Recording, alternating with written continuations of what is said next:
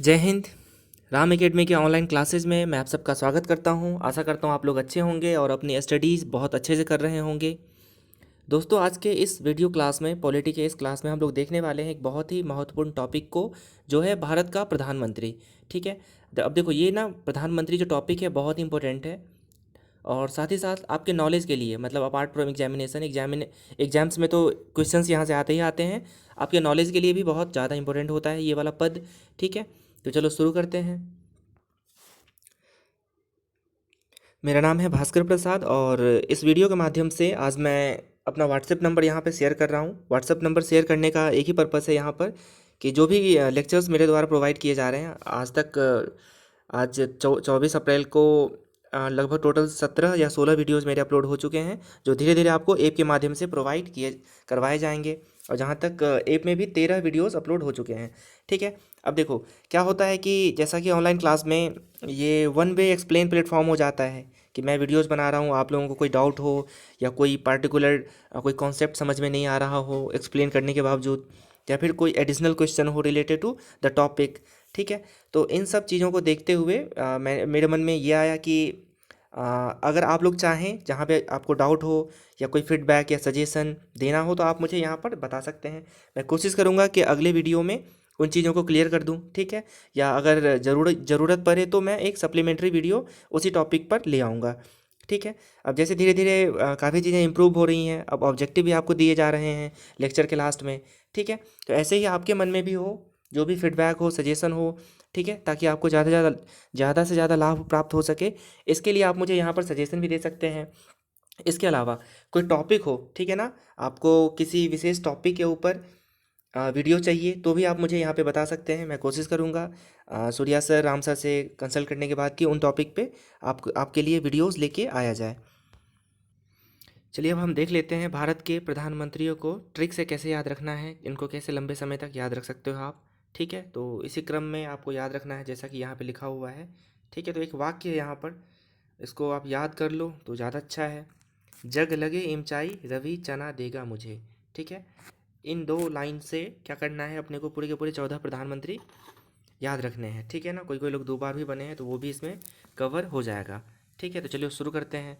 ज से जवाहरलाल नेहरू। ठीक है ना, ज से क्या हो जाएगा, जवाहरलाल नेहरू। ग से क्या होगा, गुलजारी लाल नंदा। ठीक है।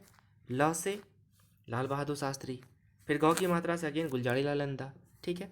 फिर ई फोर इंदिरा गांधी। फिर मौ से मोरारजी देसाई। ठीक है, तो इतना आ गया। ज से जवाहरलाल नेहरू, जग गौ से गुलजारी लाल नंदा, लगे लौ से लाल बहादुर शास्त्री, गौ से गुलजारी लाल नंदा और ई से इंदिरा गांधी। ठीक है। अब मौ से क्या होगा, मौ से मोरारजी देसाई। मौ से हो जाता है मोरारजी देसाई। फिर चा से चौधरी चरण सिंह। ठीक है, चौधरी चरण सिंह। फिर आ गया ई से इंदिरा गांधी। ई से क्या हो गया, इंदिरा गांधी। ठीक है। फिर रवि, रवि का जो र है ना, र से राजीव गांधी हो जाएगा। फिर व, रवि का जो वी है ना, व से, वी से क्या हो जाएगा, विश्वनाथ प्रताप सिंह। उसके बाद फिर चना है, चना का जो च है ना, च से चंद्रशेखर। उसके बाद ना से यहाँ पे आपको नरसिम्हा राव पकड़ना है। ठीक है ना, नरसिम्हा, पीवी पे मत जाना, नरसिम्हा देखना है। नौ फोर क्या हो जाएगा, नौ से हो जाएगा नरसिम्हा राव, पीवी नरसिम्हा राव। तो नौ आपको नरसिम्हा के लिए रिलेट करना है। ठीक है।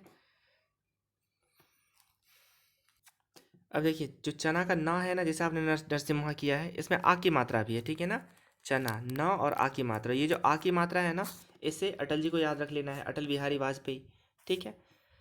फिर हो गया, चना हो गया। चना से 3 बन गए, कौन कौन, चंद्रशेखर, फिर नरसिम्हा राव और फिर आ की मात्रा से अटल बिहारी वाजपेयी। अब देगा, देगा का जो डी है ना, मतलब देवगौरा, देवगौरा हो जाएगा। ठीक है। उसके बाद देगा, दे से क्या हो गया, देवगौरा।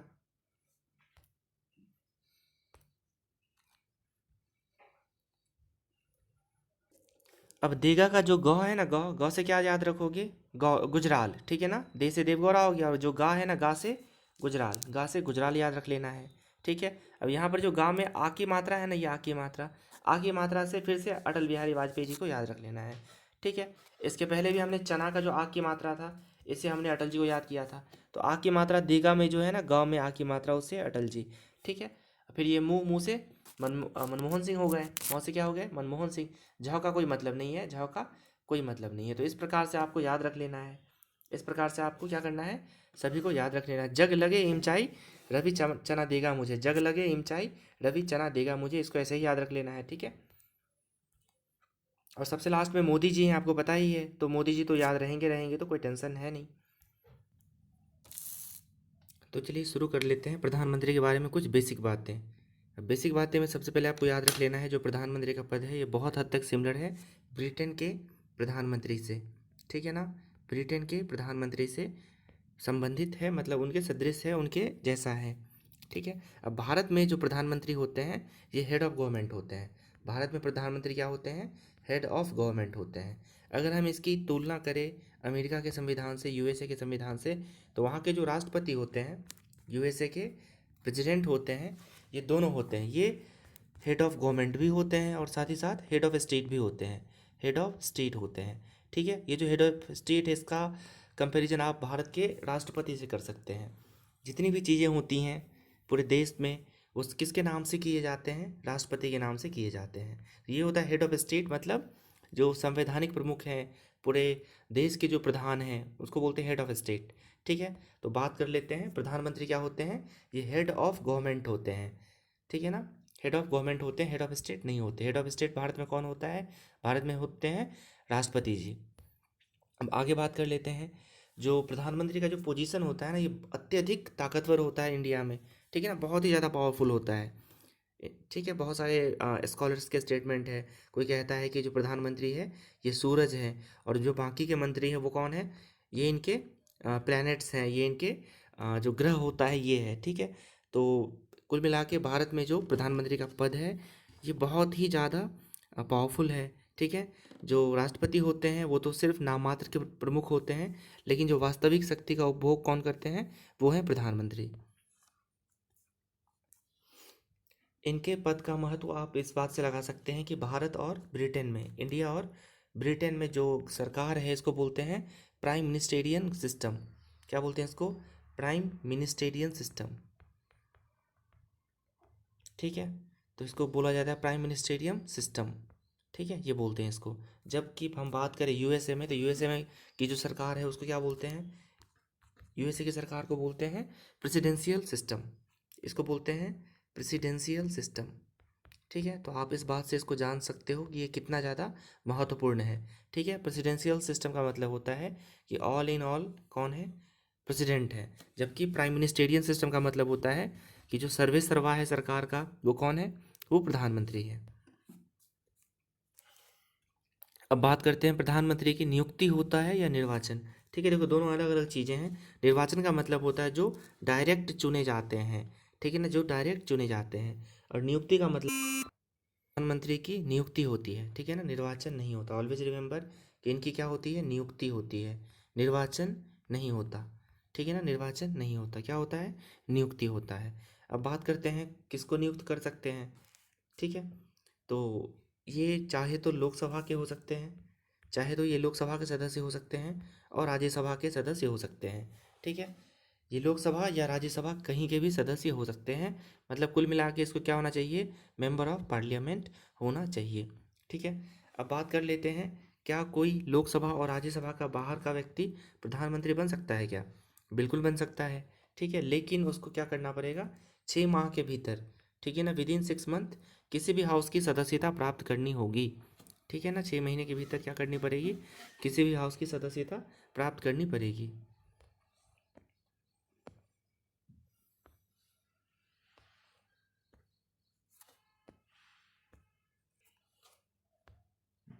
अब बात करते हैं प्रधानमंत्री बनने के लिए न्यूनतम और अधिकतम आयु की क्या लिमिट है, ठीक है। तो जो न्यूनतम है ये टेक्निकल हो जाता है, या तो 25 वर्ष या फिर 35 वर्ष, ठीक है ना। जैसा कि मैंने बताया कि लोकसभा का अगर होगा तो 25 वर्ष, और अगर राज्यसभा का मेंबर है तो 35 वर्ष।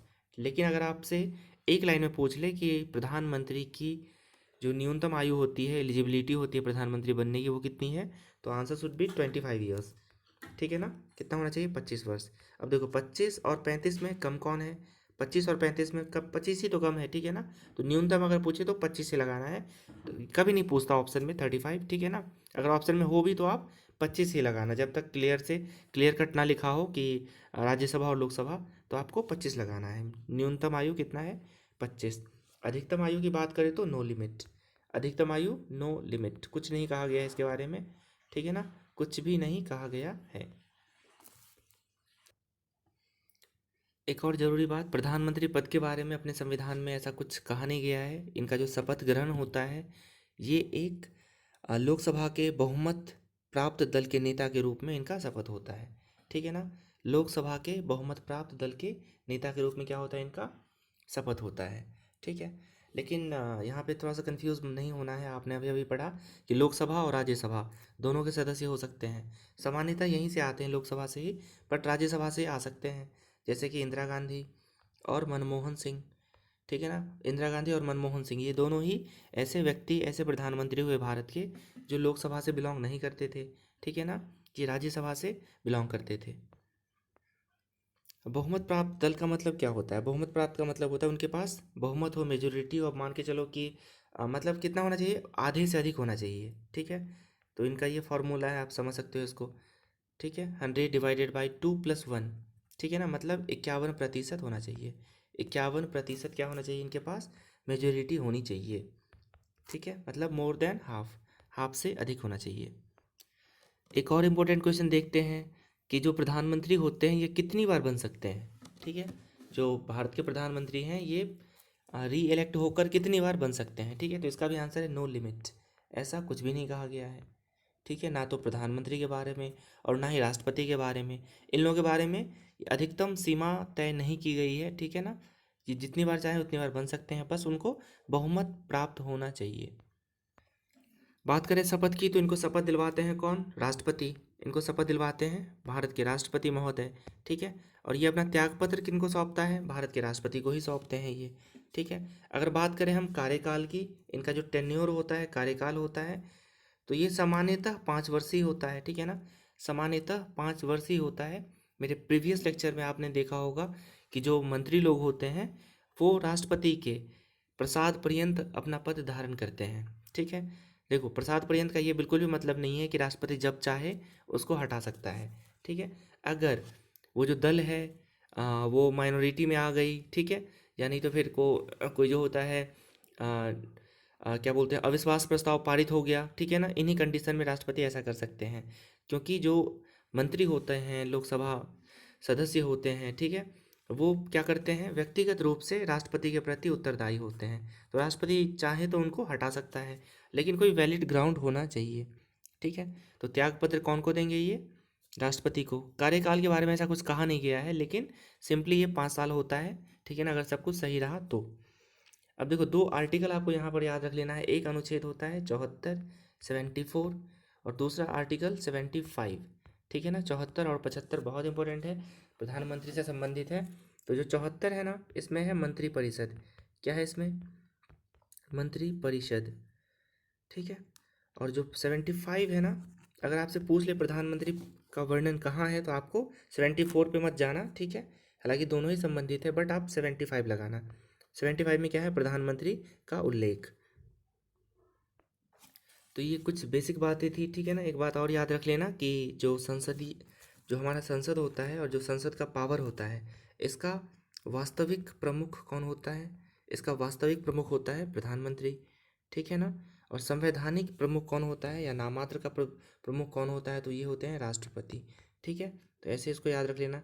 इंग्लिश में या लैटिन में दो अपना फ्रेज है जो बहुत ज़्यादा यूज होता है।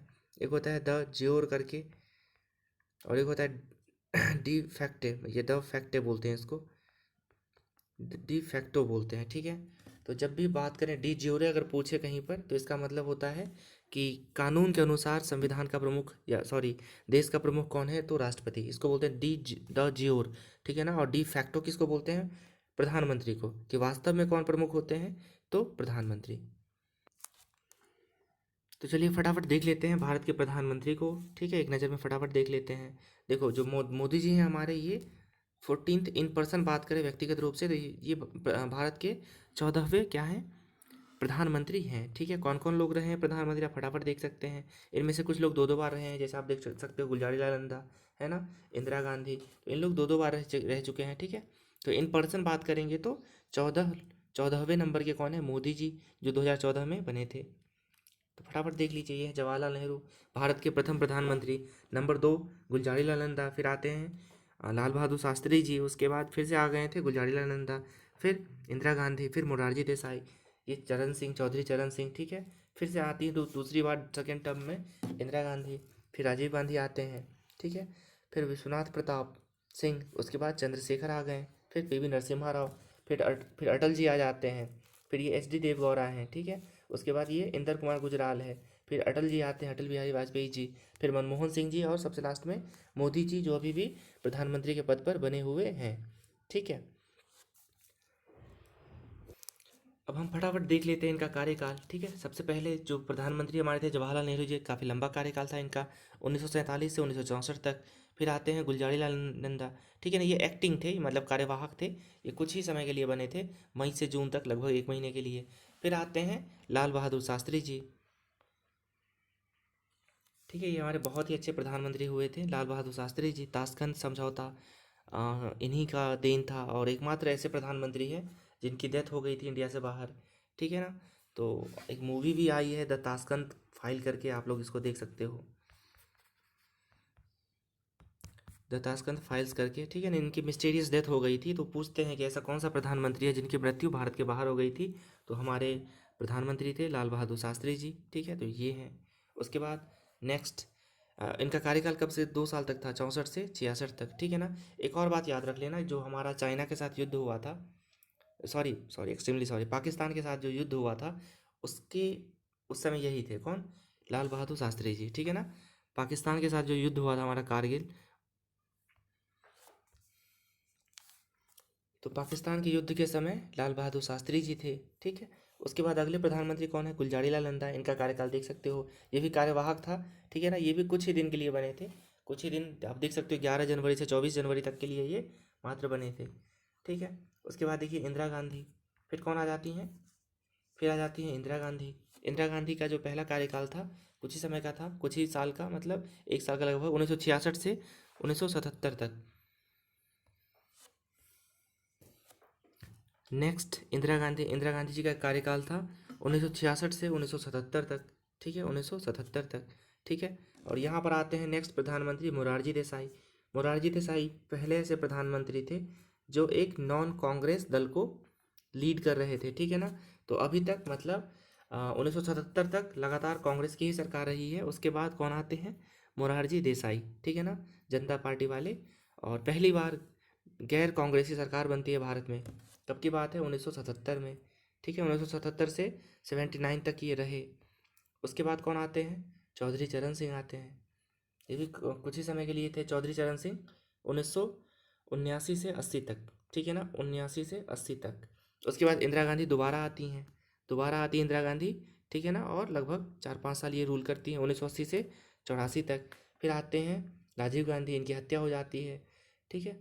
तो उसके बाद उनके जो पुत्र थे राजीव गांधी, ये बनते हैं प्रधानमंत्री भारत के, और ये 5 साल रहते हैं, 84 से 89 तक, ठीक है। अब देखो इन दोनों का ही मतलब एसेसिनेशन हो चुका होता है, इंदिरा गांधी जी का।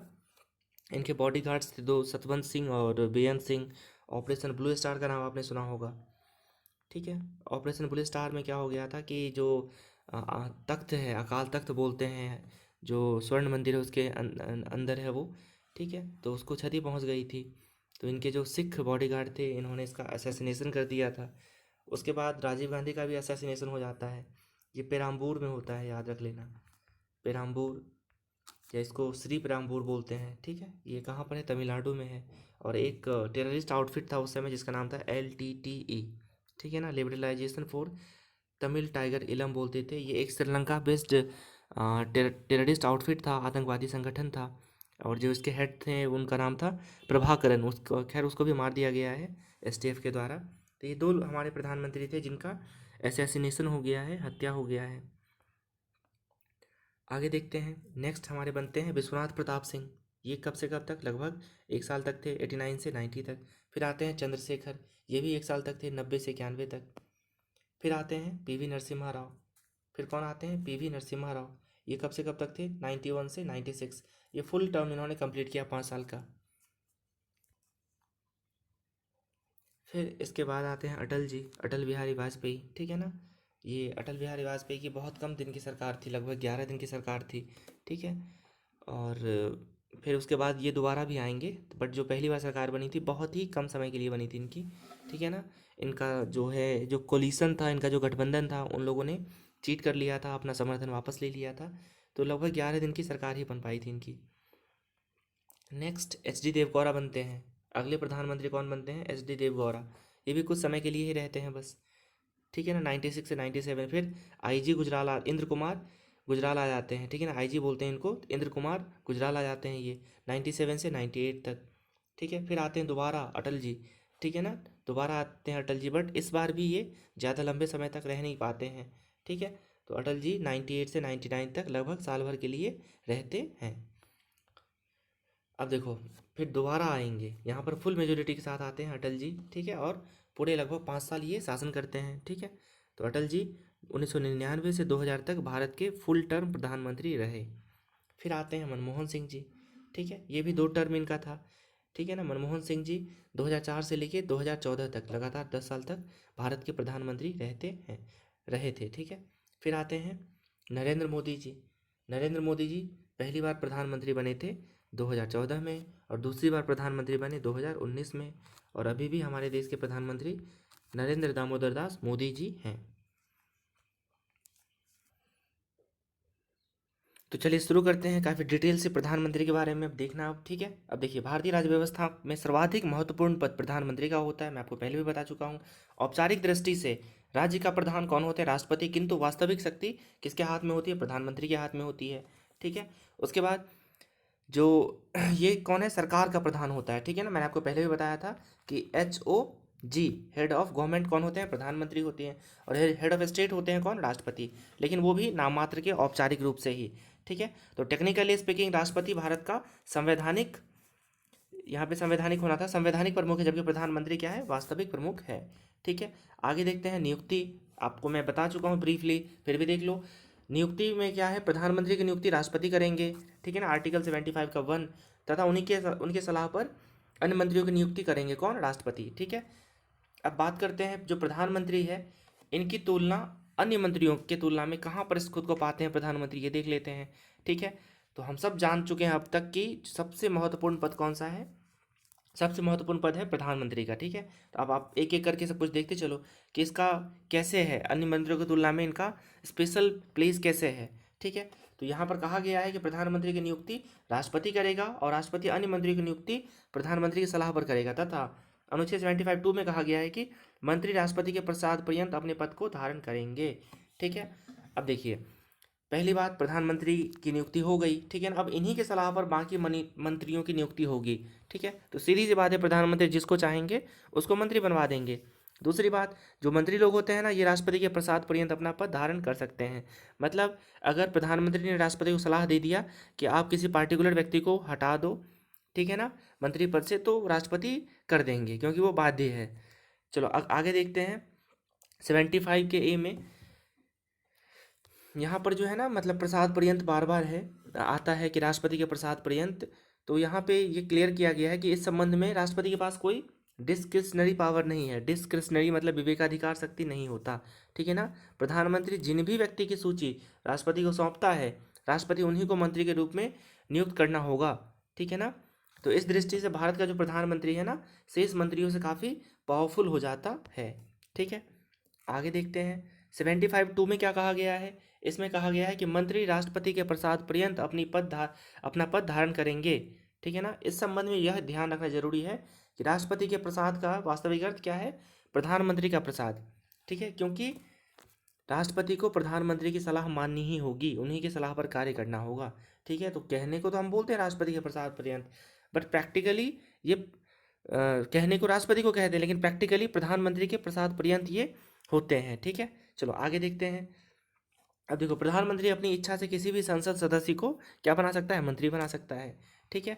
उसका जो लेवल होता है, चाहे तो उसको कैबिनेट मंत्री बना सकते हैं, चाहे तो राज्य मंत्री बना सकते हैं, ये सब कौन डिसाइड करते हैं, प्रधानमंत्री, ठीक है ना। उसे कोई स्पेशल विभाग या कोई कार्य अलॉट कर सकते हैं, ठीक है। और ज़रूरत पड़े तो उनको डायरेक्ट भी कर सकते हैं, निर्देश भी दे सकते हैं। तो ये सब काम है प्रधानमंत्री का। उसके अलावा आगे देखते हैं, जो प्रधानमंत्री है ना, ये कोऑर्डिनेशन करता है। ठीक है, जितने भी मंत्रालय होते हैं, जितने भी मिनिस्ट्रीज होती हैं, सबके बीच में सामंजस्य का काम किसका है? राष्ट्रपति, सॉरी, प्रधानमंत्री का है। ठीक है ना, सबके बीच ये सामंजस्य स्थापित करते हैं। ठीक है। अब देखो एक लाइन यहाँ पे मैंने हाईलाइट किया हुआ है कि मंत्री का संबंध सिर्फ अपने विभाग से होता है। अब हम बात कर रहे हैं प्रधानमंत्री और मंत्री के बीच में क्या फ़र्क है। तो जो मंत्री होते हैं ना, वो बाउंड है अपने मिनिस्ट्री तक, अपने मंत्रालय तक। लेकिन जो प्रधानमंत्री होते हैं ना, इनका संबंध सभी विभाग, सभी मंत्रालय से होता है। तो ऑफ कोर्स प्रधानमंत्री बहुत हाई हैं बाकी मंत्रियों से। उसके बाद जो मंत्रिमंडल होता है और मंत्रिपरिषद, ठीक है, मंत्रिपरिषद का ही पार्ट है मंत्रिमंडल, जो भी खास मंत्री लोग होते हैं। तो इनकी जितनी भी बैठक होती है ना, किसके अध्यक्षता में? तो प्रधानमंत्री की अध्यक्षता में होता है। ठीक है। अब आगे देखते हैं, प्रधानमंत्री कौन होते हैं? राष्ट्रपति और मंत्रिपरिषद का बीच का एक चेन होता है, दोनों को कनेक्ट करता है। ठीक है। अब देखो आर्टिकल 78 क्या कहता है। आर्टिकल 78 के अनुसार प्रधानमंत्री का कर्तव्य है कि मंत्रिपरिषद के सभी डिसीजंस को राष्ट्रपति को बताए। ठीक है। और अगर राष्ट्रपति ने मांग लिया कोई स्पेशल जानकारी तो उसको दे। ये प्रधानमंत्री का कर्तव्य है। ठीक है। अब देखो प्रधानमंत्री अगर किसी मंत्री के काम करने के तरीके से, उनके आउटपुट से या आचरण से खुश नहीं है, तो वो क्या कर सकता है? उस व्यक्ति से त्यागपत्र मांग सकता है। ठीक है, कि तुम अपना त्यागपत्र दे दो, यू आर नॉट एबल। ठीक है। और अगर वो नहीं देता है, अगर वो बदमाशी करता है कि चलो हम नहीं देंगे, ठीक है, तो वो क्या कर सकता है? प्रधानमंत्री सीधा अप्रोच करेंगे राष्ट्रपति को और बोलेंगे कि आप, ये तो आपके प्रसाद परिजन थे, इसको हटवा दो। तो वो हट हट राष्ट्रपति क्या कर देगा? फटाक से उसको हटा देगा। ठीक है। क्योंकि जो मंत्री लोग होते हैं ये व्यक्तिगत रूप से राष्ट्रपति के प्रति उत्तरदायी होते हैं और सामूहिक रूप से लोकसभा के प्रति। ठीक है। तो अगर प्रधानमंत्री ने सजेस्ट कर दिया राष्ट्रपति को, तो उस मंत्री को अपना पद त्याग करना पड़ेगा ही पड़ेगा। ठीक है। अब प्रधानमंत्री के रिस्पॉन्सिबिलिटीज़ के बारे में बात कर लेते हैं, इनके क्या क्या दायित्व हैं। ठीक है। तो यहाँ पर कुछ वर्गों में इनको बांट के रखा गया है। अब देख लेते हैं हम। सबसे पहले राष्ट्रपति के संबंध में इनकी क्या रिस्पॉन्सिबिलिटीज़ है। तो यहाँ पर आर्टिकल 78 आपको याद रख लेना है। इसमें क्या है? पहली बात कि जितनी भी चीज़ें मंत्रिपरिषद में चल रही है वो सब के सब किसको बताएंगे? राष्ट्रपति को। ठीक है। और राष्ट्रपति ने कोई चीज़ मांग ली उनसे तो उनको देना ही पड़ेगा प्रधानमंत्री। ठीक है ना, प्रधानमंत्री को राष्ट्रपति को मांगी गई सूचना प्रदान करवानी ही पड़ेगी। ठीक है। आप एक एक करके पढ़ते चलें। प्रधानमंत्री का यह कर्तव्य है कि वह केंद्र सरकार के प्रशासन संबंधित सभी निर्णय और प्रस्तावित कानूनों की जानकारी राष्ट्रपति को प्रेषित करे। वही बात है। ठीक है। यदि राष्ट्रपति के द्वारा केंद्र सरकार के प्रशासन या किसी प्रस्ताव कानून से संबंधित जानकारी मानी चाहती है तो प्रधानमंत्री का कर्तव्य है कि उसे ऐसी जानकारी उपलब्ध कराए। ठीक है। जो 78 का ख है, ऊपर वाला क था। उसके बाद एक विवेकाधिकार है, विशेषाधिकार है राष्ट्रपति का। राष्ट्रपति का एक विशेषाधिकार दिया गया है। यदि मतलब इसके अनुसार यदि किसी मंत्री ने किसी विषय पर निर्णय कर लिया है किंतु मंत्रिपरिषद ने उस पर विचार नहीं किया है, तो राष्ट्रपति की अपेक्षा करने पर प्रधानमंत्री का कर्तव्य होगा कि उक्त निर्णय को मंत्रिपरिषद के समक्ष विचार के लिए रखे। ठीक है। अब देखो, अब अलग अलग विभाग है यहाँ पर। ठीक है ना, अलग अलग डिपार्टमेंट है, विभाग है। अब मान लो किसी विभाग का कोई ऐसा फैसला है जो राष्ट्रपति के पास पहुँच तो गया, लेकिन राष्ट्रपति को लगता है कि इसके ऊपर जो काउंटिंग है, जो वोटिंग है, या जो भी प्रोसीजर होता है, प्रथम वाचन द्वितीय वाचन, उसमें कहीं ना कहीं कमी रह गई है, प्रॉपरली डिस्कशन नहीं हुआ है। तो वो प्रधानमंत्री को इंटीमेट करेंगे कि आप क्या करो, इसके ऊपर दोबारा से प्रोसीजर करवाओ, सारी चीज़ें, सारी औपचारिकताएं पूरी करवाओ, अच्छे से डिस्कशन करवाओ। ठीक है। तो राष्ट्रपति ऐसा कर सकते हैं। ठीक है। और राष्ट्रपति ने ऐसा किया तो प्रधानमंत्री उसको संबंधित सदन के पटल पर रख के उसके ऊपर डिस्कशन करवाएंगे। ठीक है। अब देखो इन तीन, ये जो तीन कर्तव्य हैं, इसका क्या मतलब होता है? इन सब लोगों के बीच में समन्वय स्थापित करना। ठीक है ना, प्रधानमंत्री, राष्ट्रपति और मंत्रिपरिषद के बीच कोऑर्डिनेशन हो, इसलिए ऐसे प्रावधान किए गए हैं।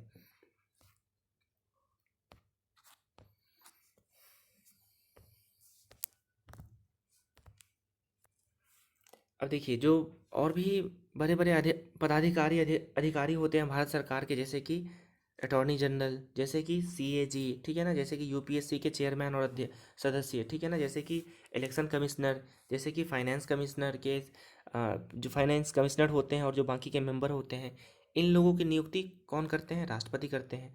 लेकिन किसकी सलाह पर करते हैं? प्रधानमंत्री की सलाह पर। तो यहाँ पर भी इनका रोल काफ़ी इम्पोर्टेंट हो जाता है प्रधानमंत्री का कि इन्हीं की सलाह पर राष्ट्रपति इन सब अधिकारियों की नियुक्ति करते हैं। अब नेक्स्ट देखते हैं मंत्री परिषद के संबंध में क्या इनका दायित्व है अपने प्रधानमंत्री जी। अब देखिए जो प्रधानमंत्री होते हैं ना, ये कौन होते हैं? लोकसभा के बहुमत प्राप्त दल का नेता होता है। तो वो लोकसभा से संबंधित सारे काम करवाएगा।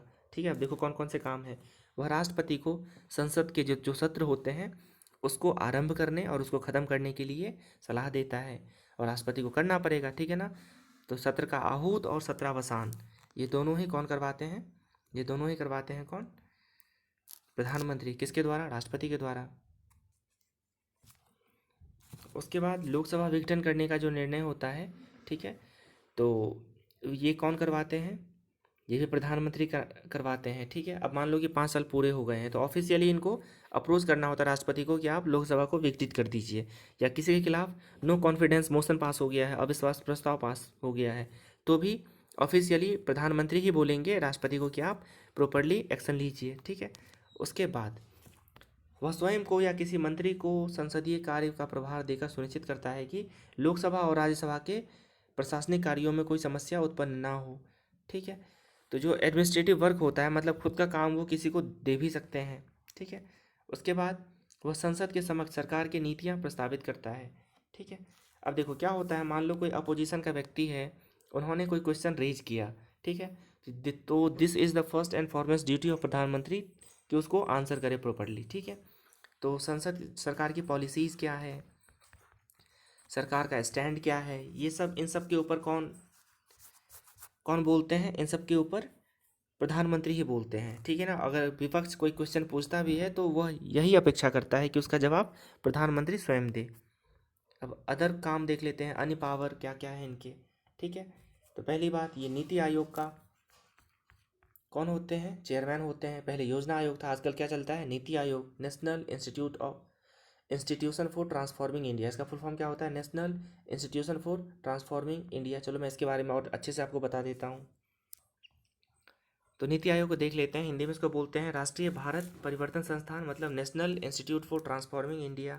ठीक है, ये बना कब है? ये बना हुआ है 2015 को, 1 जनवरी 2015 को। आप लोगों को याद होगा 2014 में जब पहली बार लाल किले के प्राचीर से मोदी जी ने देश को संबोधित किया था, उसी समय बोल दिया था कि जो योजना आयोग है, जो प्लानिंग कमीशन है, ठीक है ना, इसका मतलब ज़्यादा रिलेवेंस रह नहीं गया है। ठीक है, क्योंकि इतने साल बीत गए हैं, हमें कुछ मॉडर्न टाइप का चाहिए। ठीक है, योजना आयोग में क्या होता था कि हम फोरकास्ट करते थे, है ना, पूर्वानुमान लगाते थे कि 5 साल में हमें किस किस क्षेत्र में काम करना है। लेकिन समय की डिमांड ये है कि जो जैसा समय आए वैसा हम एक्शन लें। ठीक है, तो इसलिए उसको ख़त्म करके क्या बना दिया गया था? नीति आयोग बना दिया गया था। ठीक है, बाकी चीज़ें आप देख लीजिए। तो ये पहले क्या था? पहले था योजना आयोग। कब बना है ये बना है 1 जनवरी 2015 को। इसकी घोषणा हुई थी कब? 2014 में मोदी जी ने किया था। ठीक है, अब देखो यहाँ से क्वेश्चन क्या आते हैं यहाँ, ये ठीक है ना। आपने अभी अभी क्या पढ़ा? ये नीति आयोग के अध्यक्ष कौन होते हैं? मोदी जी, प्रधानमंत्री जी होते हैं। क्वेश्चन ये पूछता है कि उपाध्यक्ष कौन है, तो उपाध्यक्ष हैं डॉक्टर राजीव कांत। उसके बाद चीफ राजीव कुमार इनके क्या हैं? सॉरी, मैंने कांत बोल दिया था। डॉक्टर राजीव कुमार इनके उपाध्यक्ष हैं। यही पूछते हैं आपसे कि उपाध्यक्ष कौन है। ठीक है ना, डिप्टी चेयरमैन कौन है? तो राजीव कुमार। उसके बाद चीफ एग्जीक्यूटिव ऑफिसर सीईओ हैं अमिताभ कांत। ठीक है, उसके बाद जो फुल टाइम मेंबर हैं, ये 4 लोग होते हैं फुल टाइम मेंबर। एक कौन है? डॉक्टर विनोद पाल। उसके बाद विजय कुमार सारस्वत हैं। उसके बाद रमेश चंद है, और सॉरी ये 3 होते हैं, 4 मैंने बोल दिया, ये 3 फुल टाइम मेंबर होते हैं। उसके बाद ये होते हैं एक्स ऑफिसियो चेयरमैन, मतलब पद पे जो बने रहेंगे ना, अब ये लोग भी सदस्य होते हैं। जैसे आप देख सकते हैं राजनाथ सिंह, मतलब जो होम मिनिस्टर होंगे वो इनके पदेन सदस्य होंगे। उसके बाद निर्मला सीतारमन, ठीक है ना। उसके बाद अमित शाह, उसके बाद नरेंद्र सिंह तोमर। तो ये लोग एक्स ऑफिसियो क्या हैं? मेंबर हैं इसके। इसके अलावा स्पेशल मेंबर भी होते हैं, तो आप देख लेना, आपके लिए काम का है। इनका नाम याद रख लेना, डॉक्टर राजीव कुमार का। डॉक्टर राजीव कुमार कौन है? ये हैं उपाध्यक्ष नीति आयोग के। चलो वापस चलते हैं अब। इसके अलावा अन्य शक्तियों और कार्य में प्रधानमंत्री जो एनडीसी होता है, राष्ट्रीय विकास परिषद, इनके भी अध्यक्ष होते हैं। ठीक है, एक और होता है राष्ट्रीय Ekta Parishad, national integration council, इनके भी अध्यक्ष होते हैं। ठीक है, और आगे देख लेते हैं इंटर स्टेट काउंसिल के भी ये अध्यक्ष होते हैं। दो राज्यों के बीच में अगर कुछ होता है, अंतर्राज्यीय परिषद के भी ये चेयरमैन होते हैं। उसके बाद राष्ट्रीय जल संसाधन के अध्यक्ष भी होते हैं। ठीक है। इसके अलावा जैसा कि मैं पहले भी बता चुका हूँ, जो प्रधानमंत्री होते हैं वो राष्ट्र के विदेशी नीति मतलब जो फॉरेन पॉलिसी है इसको मूर्त रूप देने में बहुत ही इंपॉर्टेंट भूमिका निभाते हैं। जब भी वो विदेशी दौरों पे होते हैं और उस समय जो अपना स्टेटमेंट देते हैं, इससे जो वर्ल्ड की मीडिया है इस बात का अंदाज़ा लगाती है कि भारत की फॉरेन पॉलिसी कैसी है। इन सब के अलावा वह क्या होते हैं, केंद्र सरकार के प्रमुख प्रवक्ता भी होते हैं। ठीक है। इन सब के अलावा देश का नेता होने के नाते वह विभिन्न राज्यों के विभिन्न लोगों से, वर्गों के लोगों से मिलता है, उनकी समस्याओं के संबंध में ज्ञापन प्राप्त करता है। ठीक है। अब ये क्या है, देश के प्रधानमंत्री हैं, तो क्या होगा, ये जहाँ भी जाएंगे हर एक सेक्ट के, हर एक संप्रदाय के लोगों से मिलेंगे, उनकी जो भी प्रॉब्लम्स होंगी उनका ये रिटन में कंप्लेन भी ले सकते हैं। ठीक है। और इनके अलावा आगे देखते हैं, वह सत्ताधारी दल का नेता होता है तथा सेनाओं का राजनीतिक प्रमुख होता है। इसमें आपको ये समझना होगा, आपने पढ़ा था राष्ट्रपति में कि जो राष्ट्रपति महोदय होते हैं वो भारत के सशस्त्र सेनाओं के प्रमुख होते हैं, लेकिन वह अपनी इस शक्ति का प्रयोग संविधान सम्मत ही कर सकते हैं। ठीक है। मतलब जैसा विधि द्वारा उसका यूज हो, जैसा संसद कानून बनाए वैसा ही वो कर सकते हैं। तो टेक्निकली ये सेना के भी राजनीतिक प्रमुख कौन हो जाते हैं, प्रधानमंत्री ही हो जाते हैं। अब आगे देखिए, वह केंद्र सरकार का प्रमुख प्रतिनिधि होने के नाते और जनता और मीडिया के समक्ष सरकार के क्रियाकलापों और नीतियों से संबंधित पक्ष रखता है तथा उनसे संबंधित प्रश्नों के जवाब भी देता है। ठीक है ना। जब भी सरकार से कोई प्रश्न पूछे जाएंगे तो उसको डिफेंड करेंगे प्रधानमंत्री। नेक्स्ट, केंद्रीय कार्यपालिका का प्रमुख होने के नाते विभिन्न राज्यों की सरकारों के साथ समन्वय बनाए रखने में उनकी महत्वपूर्ण भूमिका होती है। ठीक है। आपने नीति आयोग पढ़ा थोड़ी देर पहले। नीति आयोग के सदस्यों में सभी राज्यों के मुख्यमंत्री भी आ जाते हैं। ठीक है। और समय समय पे इनकी कॉन्फ्रेंस होती रहती है, बैठक होती रहती है। तो इनका काम क्या है, जितने भी राज्य सरकारें हैं उनके बीच में कोऑर्डिनेशन बनाए रखे। ठीक है। ताकि पब्लिक को ज़्यादा से ज़्यादा फ़ायदा हो सके, गुड गवर्नेंस का जो सपना है वो साकार हो सके। इन सब के अलावा देश विदेश के नीति निर्माण में तथा उन्हें लागू करने में मुख्य भूमिका प्रधानमंत्री की ही होती है। इस कार्य में विदेश मंत्री उनकी सहायता करता है, किंतु बड़े नीतिगत निर्णयों पर प्रधानमंत्री को ही प्रमुख भूमिका निभानी होती है। तो कुल मिला के ये जो प्रधानमंत्री का पद है ये बहुत ही ज़्यादा पावरफुल पद होता है। पूरे भारत में सबसे ज़्यादा पावरफुल पद क्या होता है, प्रधानमंत्री का। ठीक है। और जब भी ये फॉरेन दौरे पे होते हैं तो ये अपने देश का रिप्रेजेंटेशन भी करते हैं। ठीक है। राष्ट्रपति के साथ साथ ये भी अपने देश को रिप्रेजेंटेट करते हैं। So this is the end of our video. इसके ऊपर जो ऑब्जेक्टिव होगा ये मैं बाद में लेके आऊँगा। और इस वाले वीडियो में जो भी चीज़ें हमने देखी उसमें प्रधानमंत्री का पद, उनकी योग्यताएं, उनका निर्वाचन, उनका जो नियुक्ति होता है ये सब, ठीक है ना, उनकी शक्तियाँ, ये सब चीज़ें हमने देख ली है। ऑब्जेक्टिव मैं लेके आऊँगा, काफ़ी लंबा होने वाला है इनका ऑब्जेक्टिव, तो प्रधानमंत्री का एक और वीडियो मैं बाद में लेके आऊँगा। जय हिंद।